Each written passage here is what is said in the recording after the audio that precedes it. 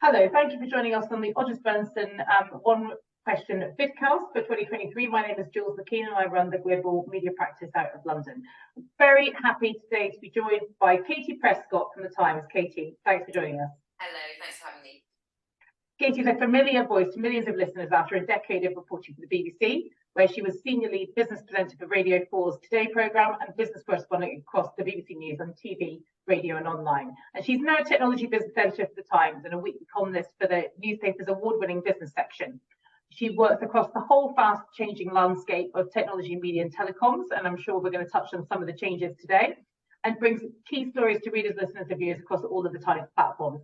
Katie, thank you very much for joining us. And I mean, who better really to kick us off into the new year at looking at the changes and how our industries, and I appreciate you work across a multitude of industries, really, however interconnected, how are they preparing or failing to prepare for the changes of 2023? And what are you seeing in the market from all of these leaders that you speak to?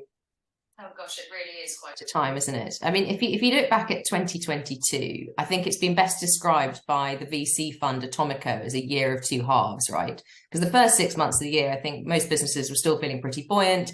We were seeing lots of raises. There was a lot of confidence. And then as we moved towards kind of July onwards, what we started to see is really businesses starting to become very concerned about the economic headwinds. As you said, I mean, you said sort of the recession's coming, it's almost here. The Bank of England said that it is here. And I think businesses have felt that for a long time. Coming through the pandemic, the sort of excitement of lockdowns ending. And then, as I say, the end of this year, suddenly actually becoming more conscious of what's to come. And we've seen that a lot in the tech industry with, well, layoffs, the human cost of all of this perhaps being the most obvious thing, but really businesses starting to become very focused on profit over growth. And I was talking to someone in Silicon Valley the other day who said, you know, this sounds like business 101. It sounds ridiculous to be saying this, but it just hasn't been how the tech industry has kind of functioned for such a long time. And we're really seeing a change there. You know, when I speak to businesses who are raising money, for example, at the moment, they say that the conversations they're having with investors are completely different to the ones that they were having last year. Investors are being far more cautious. They're putting far more protections in place around the money that they're willing to put in. Whereas I think before there was a sort of a fear of missing out culture, and you know that money perhaps was more readily available. So that's certainly one change that I'm starting to see. It's very interesting that we see that a lot, and it kind of even affects the talent market, where actually the track record for some of those companies, if we're looking at C-suite talent, we were previously looking at, you know, what growth metrics have they got in terms of the top line, and now it is much more about, you know, sustained growth metrics around, you know, keeping an EBITDA. How sensible have you been around your funding raises? Do you think that there's going to be a crunch point on credit within the sort of the VC landscape that's going to have quite a significant effect on early stage startups and sort of, you know, Series B, Series C? Yeah, it's really interesting. So I think the numbers show that crunch is here. So if you look at that Atomico survey again, just because they do the survey of European tech, and it's a very good bellwether of what's going on in the industry in terms of raises, that showed that funding dropped off in the second half of the year. Having said that, I've covered 5 stories this week about really significant raises. And I think when you speak to business, if a business is good and sound, there's still money chasing it. I just think what this is doing is really separating out businesses that are, you know, in demand and have a strong business model from those that are weaker, and that's what we're seeing. But I think for good businesses, for sound businesses with an exciting proposition, and obviously working in tech, there are a lot of those. I mean, that's the joy of working in tech. You know, it's a really, really exciting, fast-paced, innovative industry by its very nature. There is still money, I think, available for them. So I don't think it's like the taps have been turned off. Right. But it's just coming back to that point about there's a caution in the air that perhaps wasn't there a year ago. And when it comes to the media industry, Katie, you know, when we're talking to senior leaders around in these forums, and of course in the work that we do every day, what I find quite interesting is seems to be a recession that we can't really use previous recessions to base it on when it comes to media consumption. And I'd love your point of view on that, because I'm quite conflicted over, are people going to be learning from the recession that actually they really love great content, so they're going to stay at home, they're going to have friends around because they can't afford to go out to dinner, can't afford to maybe go to the pub as much, they might have more viewing? Or do you think it's going to be the other way around, and actually we're seeing a drop off in the advertising market, which is likely to be longer and shallower if the predictions are correct, that actually people are going to just almost abandon their kind of content consumption and go out with their friends and go out and have experiences instead? I don't know, I can't call that, and I don't know if any of us can, but what do you think? When you look at, say, Netflix, right, it had this massive surge during the pandemic when we were forced to be at home. And then there was a big drop off and people started to be very concerned about Netflix, what's going to happen. And they've obviously introduced an advertising model now, and, their share price plummeted.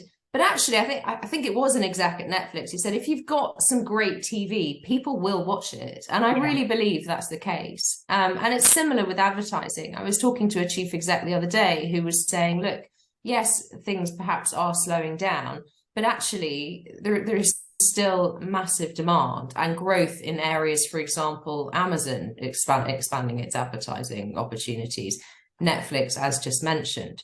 So a little bit like perhaps in the VC market for, I think, great content. People want to watch it. I mean, I haven't seen the viewing figures around the Harry and Meghan documentary, but I watched a couple of episodes last night, and it is completely gripping. And it's been the front page of our paper for a week, and many others. And so I think great content is great content, and I don't think it's ever possible to say we'll just completely abandon it. And that's what I think we've seen in the Netflix share price graph is proof that. It's interesting actually, because there's two other dynamics related to that which just are so significant, are there? That I think this year is going to become, suddenly get really on people's radars. Merchant advertising is just enormous. Amazon and Walmart, even the size of their advertising revenue that used to be on a kind of other line somewhere, is actually enormous.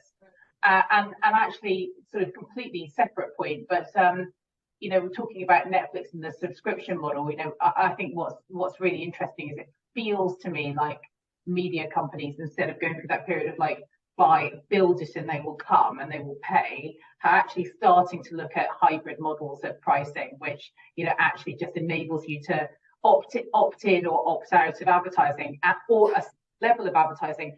And I'm interested in the psychology of that actually, if you have made a conscious decision to spend £3 a month instead of £10 a month, and you are happier to engage with the advertising, potentially there might be an unintended consequence of that. It's interesting. I mean, I think a really good example of this is ITVX, which is their new streaming service. So before they had ITV Hub, which was essentially a catch-up service, and this has been the service that they've been developing some time. For them, it's an advertising model. You can subscribe, and they're expecting a certain number of subscribers. But having spoken to them, they say because of the cost of living crisis, they're expecting that most people will just use it on an advertising model. And I think a lot of content makers are thinking in that way, and that's really interesting. And it sort of points back to, as I say, when I spoke to that advertising chief exec the other day, and she was saying, it's all very well talking about a slowdown in advertising on Facebook, for example, but when you look at the numbers, they're still absolutely enormous, and they're still predicting growth next year. Slower growth, yes, but they're still predicting, I think, 8% growth in the UK advertising market as a whole. Yes. And do you think that's partly because people, these big advertisers learnt, the hard way in the pandemic, that if you cut too deeply too quickly, both in advertising budget, but also in people, there was both of those things were cut straight off at the beginning of the lockdown. You have to buy your way back into both the talent market and the advertising market at a bit of a premium. It takes a while to build back the brand values and all of that kind of stuff, and to onboard people. Both of those things seem to attract, where I wonder whether actually the experience of the pandemic might sustain, kind of a more a sort of more cautious approach to making huge cuts in advertising than they might have done had we not had that. I think that's right. And I think it's also that the advertising market itself has changed massively since the last economic downturn as well. And so the rise of digital advertising, which I'm slightly pulling numbers out of the air, but I think is now 80% of the market, is far easier to measure. And companies just have a far more tangible understanding of where their marketing spend is going, which plays into the point that you've just made, that they can actually see its importance and see its traction. And Katie, I can't possibly not ask you about crypto on the basis that I know that it's my favourite subject at the moment. You're so plugged in on the US side, and of course, the UK was insulated, for want of a better word, from the kind of the Sam Bankman-Fried kind of collapse, because I think the Financial Conduct Authority should be feeling very pleased with itself. But it wasn't. But you know what? It wasn't completely insulated. I mean, we think about 100,000 people in the UK had money with FTX. Oh, really? Yes. Yeah. So the FCA didn't give it a license, but those are the numbers we think. Although they're still unraveling, of course, exactly what went on. And it's so, I don't know if we'd been having this conversation a year ago. It felt like last year people couldn't move for saying the words, crypto, NFT, Web3, metaverse. 4 words that just people couldn't move without talking about, even though actually Web3 is the thing that fuels quite a lot of it. So what are, which of those words are still going to be relevant this year, and which are sort of, have been a bit of a bubble? Well, let's start with the relevance. So I think the metaverse is still a very exciting prospect. And very relevant. And that comes from industry. If you're looking at the building of digital twins, for example, so these are, virtual versions of real buildings that if you're in industry, you can take a look at your factory, for example, on your computer and how it's all working, which is happening, and you can see a real use case for that. Then we're obviously seeing what Meta, the owner of Facebook, is doing by investing about $10 billion a year in developing what they think will be the metaverse, which will be a place that will play and interact and shop and whatever else, which is interesting. Pearson, the educational provider, is also looking at this, which I think is fascinating, as a sort of, this is the future of education, right? So if your kids are learning about the pyramids, they can go into the metaverse and look around the pyramids. And ditto if you're talking about doing a medical degree, for example, you could be looking at a human body in 3D in the metaverse. So I really can see, I mean, not everyone buys into it totally, but I can see a lot of very cool use cases for the metaverse. Yeah, and teaching more broadly. If I think about the number of doctor friends of mine who've flown to Africa to teach other doctors about maternity, you could do a lot of that potentially through technology. Exactly.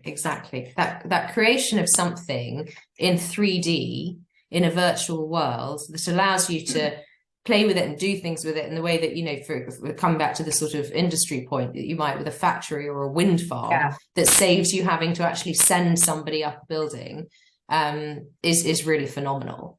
So I'm quite bullish on the metaverse, actually. I mean, when it will all turn into something, and whether it will become somewhat, I mean, I rather balk at the idea that we're going to sit here with goggles 12 hours a day. So I wonder if actually that narrative was unhelpful to the metaverse, in the sense that it was quite frivolous and quite unhuman. It coming out of 2 years of not having any humanity interaction.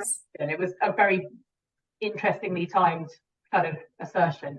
Yes, I think that's spot on. Yeah, but I think the concept, and you can see lots of use cases through it. It's very interesting. And on the other stuff, I've never been a big fan of crypto. I've never completely understood it, which isn't, I think, a good start.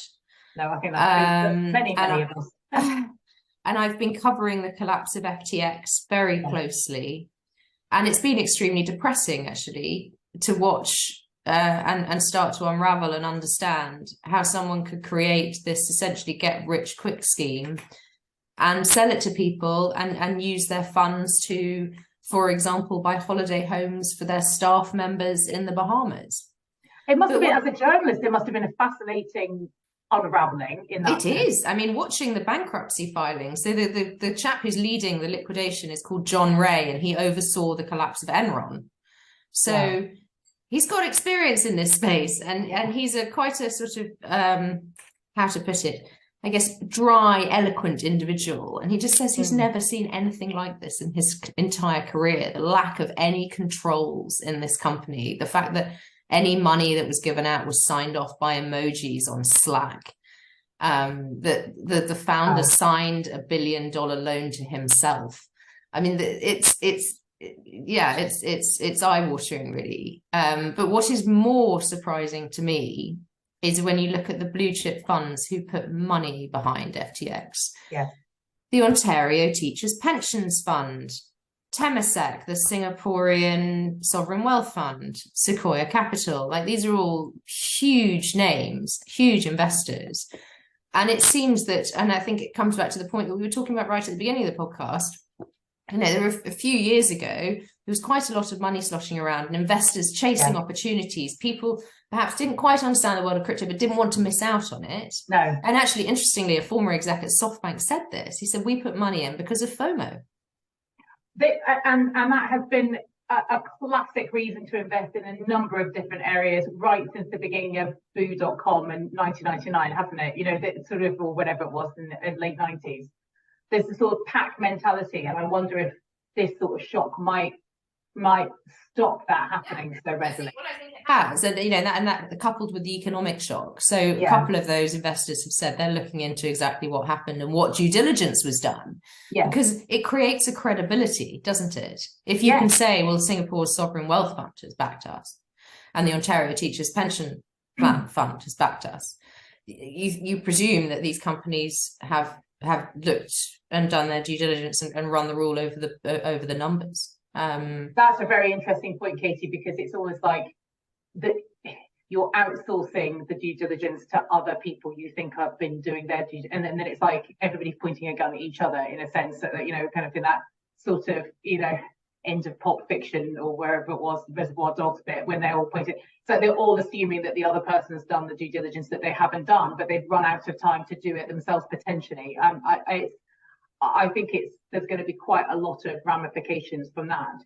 Does that go into others doing crypto? You know, do you think that's going to be a much quieter market for crypto than this year? Definitely. I think people are very, very wary. I've spoken to lots of investors who didn't invest, and they're feeling quite smug and say, we always knew, you know, I think we're starting to see ramifications across the industry. People are very nervous about it. People are starting to pull their money out of other exchanges.